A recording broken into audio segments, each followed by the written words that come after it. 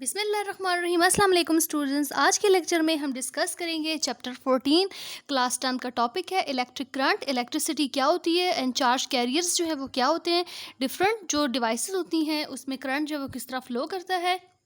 सो हम पढ़ेंगे what is electricity, nature of the charge carriers पढ़ेंगे कि मेटल में चार्ज कैरियर्स जो है वो चार्ज किस वजह से फ्लो करता है, इलेक्ट्रोलाइटिक सॉल्यूशंस में चार्ज किस वजह से फ्लो करता है, and what is meant by electric current and what is its formula and the word is the U S I unit of the electric current. Thomas Edison scientist थे, उन्होंने 1879 में they are well known you for inventing the electric light bulb. और ये जो electric light bulb है ये अगर हम अपनी डेली लाइफ में देखें तो बहुत ज़्यादा यूज़ हो रहा है and that work on the electricity. Our home, school and workplaces are fitted with number of electrical circuits. ये इलेक्ट्रिक सर्किट्स जो होते हैं वो क्यों किस तरह इनेबल होते हैं, they enable us to make full use of electricity. And a poor knowledge of electricity may be dangerous. Unless you have some basic knowledge of electricity, you have no way of knowing whether you made a mistake when you use electricity. So हम इस जो chapter है इसमें हम पढ़ेंगे electric current, fuses, switches, wiring, lightning circuit, power circuits, cost of energy और other topics जो है वो हम इस चैप्टर में डिटेल से देखेंगे। लेकिन उसके लिए हमें सबसे पता होना चाहिए कि what is meant by electric current.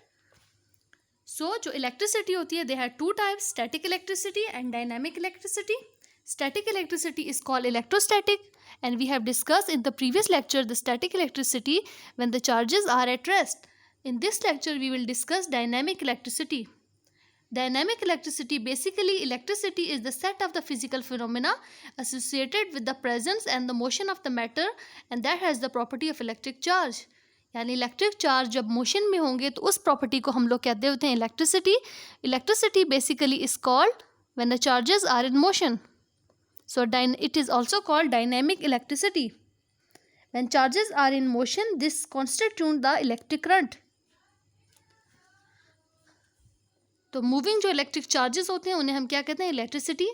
तो what is electric charge? Electric charge हम लोगों ने पढ़ी है, it is the basic property of the matter due to which it attract or repel other object.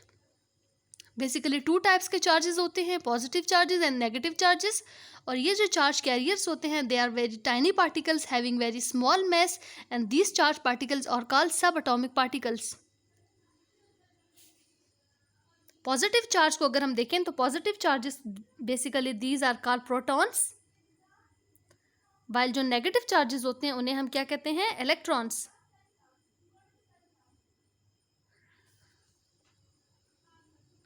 What are neutral atoms? Neutral atoms क्या होते हैं? Neutral atoms क्या होते हैं, उसमें जो चार्जेस होते हैं वो बैलेंस्ड होते हैं, यानी amount of the positive charge and amount of जो नेगेटिव चार्ज है वो इक्वल होते हैं। तो अगर हम उसके ऊपर नेट चार्ज की बात करें तो पॉजिटिव चार्जेस की मैग्नीट्यूड और नेगेटिव चार्जेस की मैग्नीट्यूड सेम होती है, जिसकी वजह से उनके ऊपर नेट चार्ज जो है वो क्या होता है, ज़ीरो। सो न्यूट्रल एटम में नेट चार्ज इज ज़ीरो, यानी for each positive protons there is a negative electrons. So we can change electric charge on atom. क्या हम किसी भी एटम के ऊपर जो चार्ज है इलेक्ट्रिक चार्ज उसको हम चेंज कर सकते हैं? अगर एक एटम में मोर इलेक्ट्रॉन्स, तो इसका मतलब क्या होगा, अगर किसी एटम में मोर इलेक्ट्रॉन्स होंगे देन प्रोटॉन्स, तो इसका मतलब ये होगा कि वो एटम क्या है, पॉजिटिवली चार्ज है। और अगर उसमें fewer electrons than protons mean atom is negatively charged. So losing और gaining the electron change the atomic electric charge.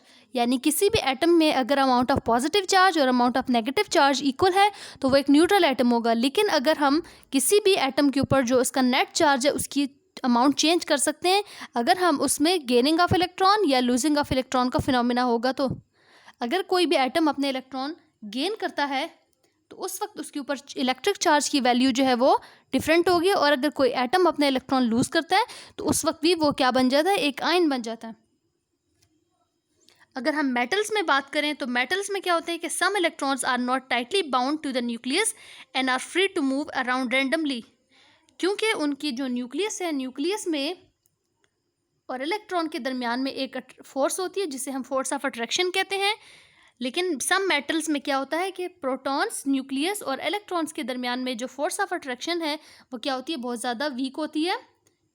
तो इस वजह से ये जो इलेक्ट्रॉन्स है इसको आप थोड़ी सी अमाउंट ऑफ एनर्जी प्रोवाइड करने के बाद ये जो इलेक्ट्रॉन है ये इस एटम से इजीली इस्केप आउट हो जाता है और ये इलेक्ट्रॉन बन जाते हैं फ्री इलेक्ट्रॉन्स। तो जब आप इन फ्री इलेक्ट्रॉन्स को कोई बैटरी प्रोवाइड करते हो, कुछ एनर्जी प्रोवाइड करते हो, तो ये जो एक इलेक्ट्रिक फील्ड प्रोवाइड करते हो, तो क्या होगा कि ये इलेक्ट्रॉन एक ख़ास डायरेक्शन में मूव करेंगे, जिसकी वजह से हम कहेंगे कि there is a flow of the charges या flow of the electron with the passage of the time. So this constitute electric current. जब चार्जेस इलेक्ट्रॉन्स मोशन में होंगे तो उसे हम क्या कहेंगे, इलेक्ट्रिक करंट जो है वो डेवलप हो गया।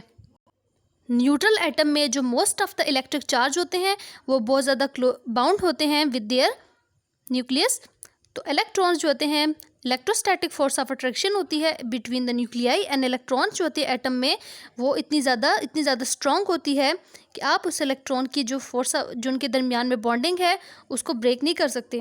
लेकिन कुछ मेटल्स में सम इलेक्ट्रॉन जो होते हैं वो इतना टाइटली बाउंड नहीं होते, तो आप उनके दरमियान में फोर्स ऑफ अट्रैक्शन भी कम होती है, इसीलिए आप उन इलेक्ट्रॉन को लेस एनर्जी प्रोवाइड करने के बाद उन्हें फ्री इलेक्ट्रॉन्स में कन्वर्ट कर सकते हैं। तो हम यहाँ पे अब देख लेते हैं कि nature of the charge carriers देखते हैं कि अगर हम मेटल की बात, नेचर ऑफ चार्ज कैरियर्स अगर हम देखते हैं, मेटल्स की अगर बात करें तो मेटल्स में करंट किस वजह से प्रोड्यूस होगा, क्योंकि मेटल्स में नंबर ऑफ फ्री इलेक्ट्रॉन्स होते हैं, तो मेटल में करंट फ्लो करेगा due to the negative charge that is called electrons. अगर हम इलेक्ट्रोलाइटिक सोल्यूशन में बात करें तो इलेक्ट्रोलाइटिक सोल्यूशन एक आयोनिक सोल्यूशन होता है और उस सोल्यूशंस में पॉजिटिव आयंस और नेगेटिव आयंस होते हैं। तो इस वजह से जो इलेक्ट्रोलाइटिक सोल्यूशन है उसमें करंट प्रोड्यूस होता है due to the flow of the both positive ions and negative ions की वजह से फ्लो करता है करंट। ये अगर हम सोल्यूशन की बात करें, सोल्यूशन ऑफ इलेक्ट्रोलाइटिक, अगर आप इसमें देखें तो ये एक हमारे पास इलेक्ट्रोलाइटिक टैंक है जिसके अंदर कोई भी आयोनिक सोल्यूशन यूज़ हुआ हुआ है। अब क्या होगा, ये हम लोगों ने 2 प्लेट्स ले लिए। यहाँ पे क्या होगा, इस प्लेट को अगर आप बैटरी के पॉजिटिव टर्मिनल के साथ कनेक्ट करोगे तो ये आपका बन जाएगा एनोड, और अगर आप इस बैटरी को नेगेटिव टर्मिनल के साथ कनेक्ट करोगे सो दिस इज कैथोड। अब इस इलेक्ट्रोलाइटिक सोल्यूशन में जब सोल्यूशन केमिकल्स रिएक्शन होता है तो उसके रिजल्ट में आयंस जो है वो पॉजिटिव आयंस और नेगेटिव आयंस जो है फॉर्म हो जाते हैं, जिन्हें हम एनायंस या कैटायंस कहते हैं। तो क्या होगा, जो पॉजिटिव आयंस होंगे वो किसकी तरफ अट्रैक्ट होंगे, टूवर्ड दिस कैथोड, और जो नेगेटिव आयंस है वो किस तरफ अट्रैक्ट होंगे, टू द एनोड। तो यहाँ पे हम देखेंगे कि इस तरह बैटरी कॉपर वायर के साथ अगर हम बैटरी के साथ कनेक्ट कर देते हैं तो इसमें करंट जो है वो, क्योंकि ये आयंस सोल्यूशन में होते हैं तो वो मोशन में आ जाएंगे, उनकी मोशन होगी, कैथोड और एनोड की तरफ वो मूव करेंगे, जिसकी वजह से एक इलेक्ट्रिक करंट जो है वो इस्टेब्लिश हो जाएगा। तो हम यहाँ पे अब इलेक्ट्रिक करंट की डेफिनेशन देखते हैं कि the rate of the flow of the electric charge through any cross sectional area is called electric current. ये हम लोग यहाँ पे कोई भी एक कंडक्टर ले लेते हैं जिसमें फ्री इलेक्ट्रॉन्स हैं। तो यहाँ पे हम देखते हैं कि जब आप उसको इलेक्ट्रिक फील्ड सप्लाई करते हो तो क्या होता है कि वो इलेक्ट्रिक चार्जेस जो हैं वो मूव करते हैं with the passage of the time. तो इन इलेक्ट्रॉन की जो मोशन होती है उसे हम लोग कहते हैं इलेक्ट्रिक करंट। ये अगर हम सर्किट में देख लें तो ये हमने यहाँ पे एक इलेक्ट्रिक बल्ब ले लिया, उसको बैटरी के पॉजिटिव और नेगेटिव टर्मिनल के साथ कनेक्ट कर दिया। अब इलेक्ट्रिक बल्ब में जो फिलामेंट होता है, इसमें क्या है, the current through the filament of the bulb is only due to the flow of the negative charge that is free electrons.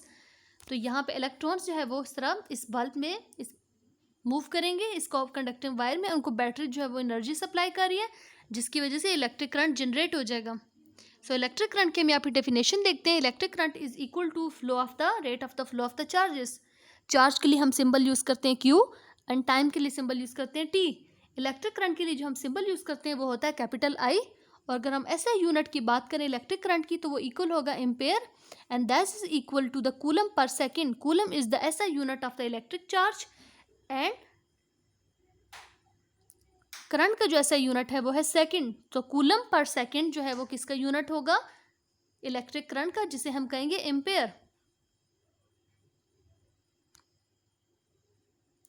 अगर हमने किसी भी ऑब्जेक्ट के ऊपर अमाउंट ऑफ चार्ज फाइंड करना है तो उसके लिए हम फार्मूला यूज़ करेंगे Q is equal to NE।